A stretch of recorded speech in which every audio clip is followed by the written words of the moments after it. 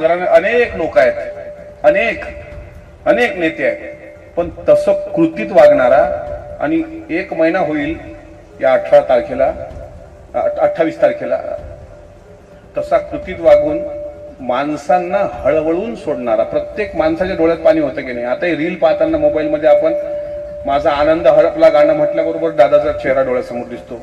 अगदी छत्रपती शिवाजी महाराजांना साजेसा महाराष्ट्र उभं करण्याचा संकल्प ज्या माणसाचा होता, किंवा महाराष्ट्राला शिवविचाराचा न मिळालेला मुख्यमंत्री म्हणून दादांची जी नोंद करावी वाटते, असे आदरणीय दादा महाराष्ट्रात नसणं आणि दादांच्या इतक्या अपघाती मृत्यूनंतर सुद्धा ते घातपात आहे की ऍक्सिडेंट आहे. जर कोणी म्हणत असेल ना की अपघात आहे तर त्यानं सिद्ध करून दाखवावा, नाही तर घातपात कसा, त्याची शंका आमच्या ज्या आहेत तेवढ्या प्रश्नाचं उत्तर द्यावं. घातपात आहे की अपघात आहे हे महाराष्ट्राच्या समोर आलं पाहिजे. इतकं झाल्यानंतरही महाराष्ट्र शांत कसा? मी सर्व आमच्या पक्षाच्या आमदारांना विनंती केली की एक पत्र प्रधानमंत्र्यांना लिहू, आपण स्वतः विमानानं जाऊ. अरे तो पायलट जो मेलाय कपूर, ज्याची ड्रंक ची हिस्ट्री होती, 3दा सस्पेंड होता PSR कंपनीचा, तो पायलट, त्याचा 50 कोटीचा विमा काढला गेला. तो सुसाईड बॉम्बर म्हणून आला होता. राजीव गांधीच्या वेळेस लिट्टीची सुसाईड बॉम्बर म्हणून आली नव्हती का? ते एका सभेला चालले होते.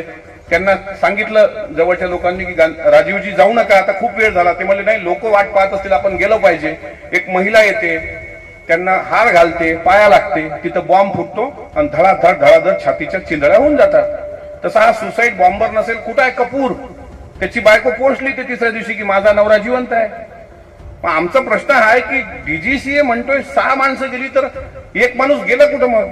आणि ही 2 माणसं, तो साहिल मदन आणि यश, जे पायलट वेळेवर बदलले गेले, हे 2 आत्ता कुठे आहेत? हा विचारण्याचं धाडस तर महाराष्ट्रात असलं पाहिजे. आमचं ते कर्तव्य आहे, जबाबदारी आहे.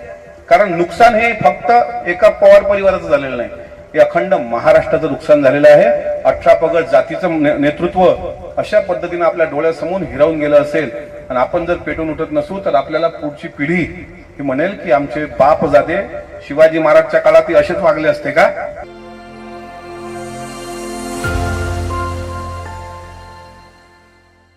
दादांचा मृत्यू सुद्धा एक माळ रानावरचं गूढ आहे.